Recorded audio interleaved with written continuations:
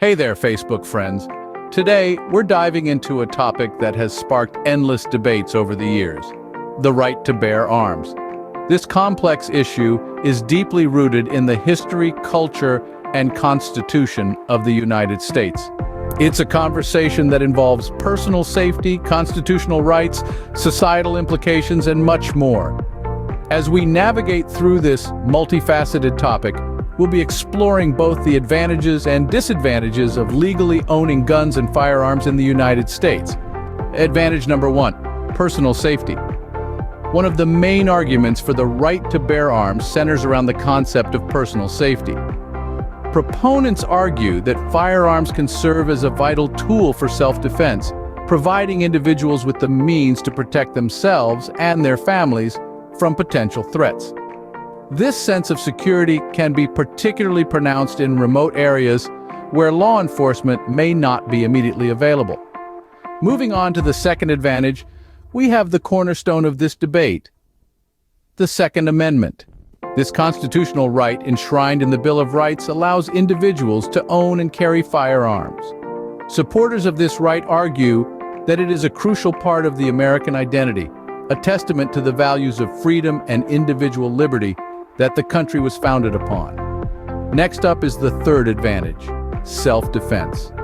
While similar to personal safety, this point emphasizes the empowering aspect of firearm ownership. The right to bear arms can level the playing field, allowing individuals to protect themselves against potential threats. This is especially pertinent in situations where one might be outnumbered or outpowered. It's worth noting, however, that the effectiveness of firearms for self-defense can vary and often depends on the individual's training and comfort with the weapon. Finally, we arrive at advantage number 4, recreational activities like hunting and sport shooting.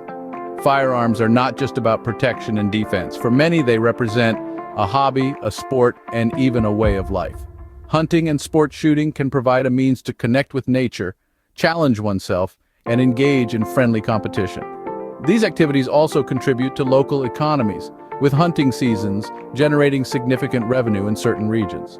So there you have it.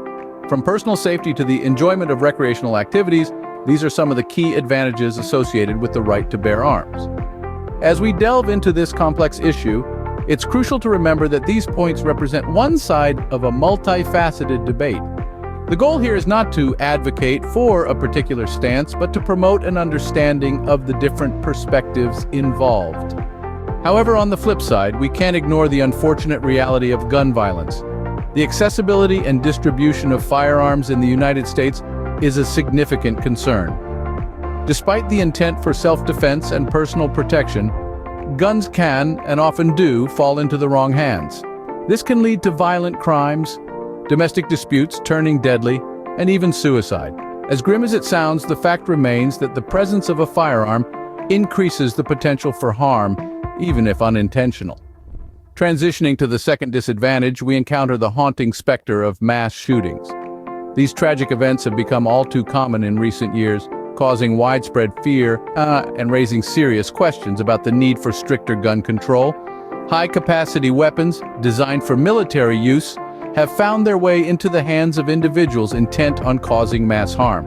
This raises the question, should there be a limit to the right to bear arms when it comes to these types of weapons? Let's talk about the third disadvantage: accidental shootings. These are especially prevalent in homes where guns are not stored safely. Children, out of curiosity, can access these weapons, leading to tragic accidents. Even adults can accidentally discharge a firearm, causing injury or death. It's a grim reminder of the immense responsibility that comes with firearm ownership. Finally, we arrive at the fourth disadvantage: the illegal firearm trade.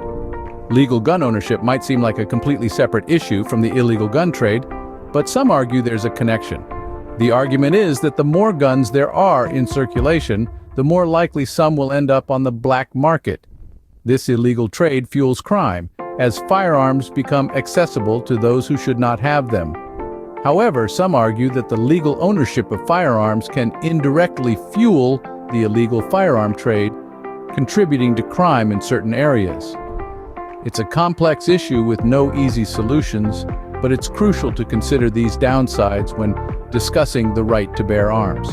So as we wrap up this discussion, it's clear that the right to bear arms has both advantages and disadvantages.